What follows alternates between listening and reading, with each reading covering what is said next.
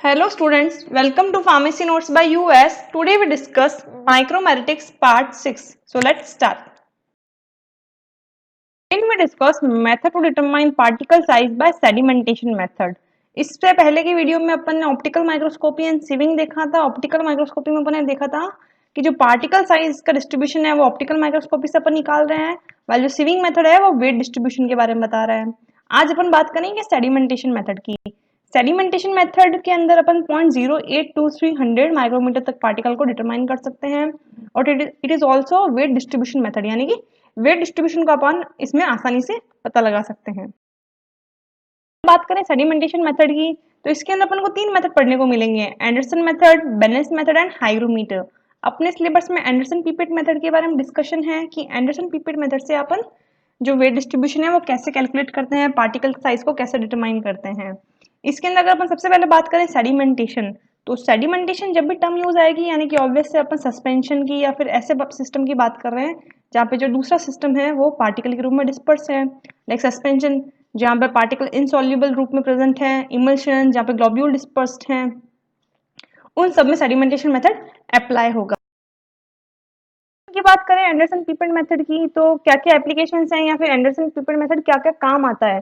तो Anderson pipette method के through अपन कोई भी सस्पेंशन को फॉर्मुलेट कर सकते हैं और उसे इवेल्यूएट कर सकते हैं, उसके पार्टिकल साइज को, उसकी स्टेबिलिटी को, इमल्शन को फॉर्मुलेशन कर सकते हैं, उसका इवोल्यूशन किया जा सकता है और मॉलिक्यूलर वेट पता लगाया जा सकता है पॉलीमर्स का, यानी कि कहीं ना कहीं जो सेडिमेंटेशन है, जो ग्रेविटी है, उसके रिगार्डिंग जो भी सिस्टम की एप्लीकेशन है वो अपन एंडरसन पिपेट मेथड के थ्रू पता लगा सकते हैं।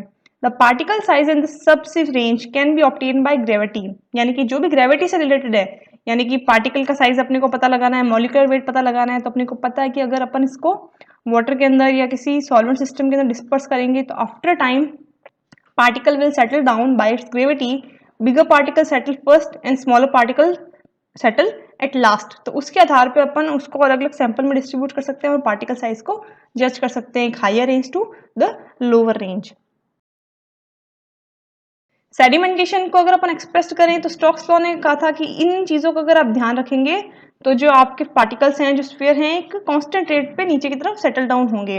अगर अपन रेट ऑफ सेटलिंग की बात करें तो rate of settling is a distance of particle to fall in time with T, यानी कि जो पार्टिकल एक पर्टिकुलर डिस्टेंस तक फॉल कर रहे हैं टाइम ड्यूरेशन ऑफ टाइम के साथ, वो उसका सेडिमेंटेशन है, वो उसका सेटल डाउन कहलाता है। अब इन किन किन फैक्टर पर डिपेंड करता है, तो जो सेटलिंग ऑफ पार्टिकल्स है या जो रेट ऑफ सेटलिंग है सबसे पहले डिपेंड करती है उसके डायमीटर ऑफ पार्टिकल पे।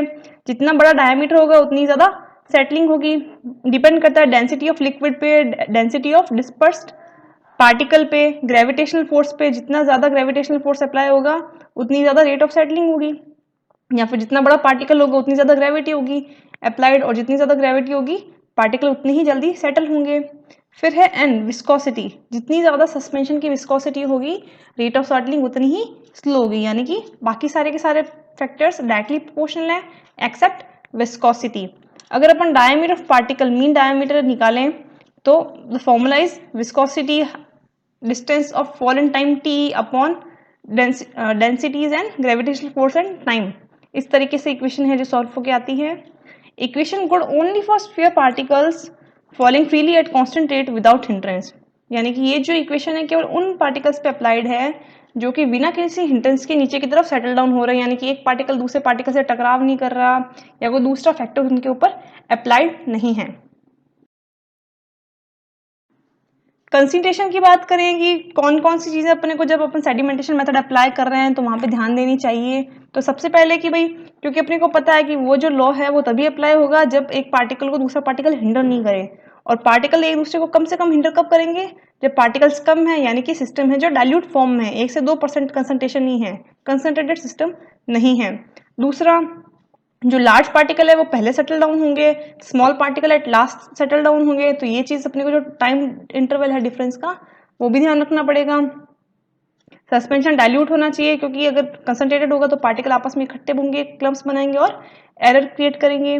दूसरा, फ्लो शुड बी लेमिनार और स्ट्रीमलाइन, फ्लो है जो स्ट्रीमलाइन या फिर लेमिनार होना चाहिए जिससे जो सिस्टम है उसमें टर्बुलेंस क्रिएट नहीं होगी। लेमिनार या फिर स्ट्रीमलाइन से क्या मतलब है, तो यहाँ पे एक रेनॉल्ड्स नंबर आता है कि whether the flow is turbulent or laminar is indicated by the dimensionless Reynolds number। Reynolds number ये बताता है जब अपन इसके अंदर मान रखते हैं कि अपना जो सिस्टम है वो टर्बुलेंट होगा या लैमिनार होगा, यानी कि एक स्ट्रीम के अंदर नीचे की तरफ पार्टिकल सेटल होते चलेंगे या फिर पार्टिकल है जो रैंडम सेटल होंगे। Reynolds number is the dimension less unit, यानी कि इसमें कोई डायमेंशन नहीं है, ये डायमेंशन लेस यूनिट है। इसके अंदर अगर अपन बात करें जो रो है वो है density of fluid, v is velocity of fluid, d is diameter of pipe, n is viscosity of fluid and r is Reynolds number. अगर इस इक्वेशन को अपन कंबाइन करें इक्वेशन नंबर स्टोक्स लॉ वाली के साथ, तो जो सिस्टम है वो इस तरीके से ऑब्टेन होता है 18 Reynolds number, viscosity upon densities and g। By maintain all the term help to maintain the streamline flow of particle, यानी कि अगर आप इन सब चीज़ों को ध्यान में रखें, एक ऑप्टिमम विस्कोसिटी हो, ग्रेविटेशनल फोर्स को ध्यान रखें, डेंसिटी ऑफ मीडियम क्या है, डेंसिटी ऑफ डिस्पर्स पार्टिकल क्या है, ये सब चीज़ें ध्यान दी जाए, तो जो फ्लो है वो भी पार्टिकल्स का स्ट्रीमलाइन फ्लो होगा, ना कि टर्बुलेंट होगा। और अगर स्ट्रीमलाइन फ्लो होगा तो पार्टिकल साइज डिटरमाइन करने में बहुत आसानी होगी, क्योंकि अपने को पता होगा हर एक पर्टिकुलर टाइम के बाद जो पार्टिकल्स हैं वो एक कांस्टेंट मैनर में नीचे की तरफ सेटल हो रहे हैं। फिर बात करते हैं मेथड की, यानी कि अगर आप अपने को पार्टिकल साइज एनालाइज करना है, डिटरमाइन करना है यूजिंग सेडिमेंटेशन मेथड, तो अपन किस तरीके से यूज करेंगे। तो ये है Anderson pipette method. Anderson pipette, इसके अंदर अपने को किस तरीके से सिस्टम को फिल करना है, किस तरीके से अपन सिस्टम को इसमें से निकाल के चेकआउट करते हैं और पार्टिकल साइज डिटरमाइन करते हैं। तो चलिए देखते हैं। It consist 550 ml vessel containing 10 ml pipette sealed into ground glass topper. ये 550 ml वेसल का होता है जिसमें 10 ml pipette अंदर की तरफ स्टिक होती है ग्राउंड से थोड़ी सी ऊपर, ताकि जो एयर प्रेशर है वो क्रिएट ना हो और सिस्टम अपन बाहर आसानी से निकाल सकें। कांच का होता है पूरा का पूरा। When the pipette is in place in the cylinder, its lower tip is 20 cm below the surface of suspension। यानी कि जो पाइप पीपेट अपन फिट करते हैं, तो सपोज ये सस्पेंशन भरा हुआ है, तो सस्पेंशन से थोड़ी सी ये 20 सेंटीमीटर ऊपर की तरफ रहती है। इसके अंदर अपन डाइल्यूट सस्पेंशन भरते हैं ताकि ऑब्वियस रेनॉल्ड्स नंबर को फॉलो कर पाए और स्ट्रीमलाइन सिस्टम फॉलो कर पाए। 1 to 2% of suspension with suitable deflocculating agent introduced in vessel with shaking to distribute uniformly। आपने जो भी सस्पेंशन बनाया है जिसका अपने को पार्टिकल साइज डिटरमाइन करना है, 1 से 2% कंसंट्रेशन में डाइल्यूट करते हुए उसमें अपन एक डीफ्लोक्युलेटिंग एजेंट डाल देंगे ताकि जो सेटल डाउन है वो थोड़ा स्लो हो। इसे इसके अंदर डालते हुए अच्छे से शेक कर लेंगे ताकि जो पार्टिकल है वो होमोजीनियस हो जाए, अच्छे से डिस्ट्रीब्यूट हो जाए शुरुआती प्रोसीजर के अंदर। At various time interval 10 ml sample are withdrawn and discharge by mean of 2-way stopcock.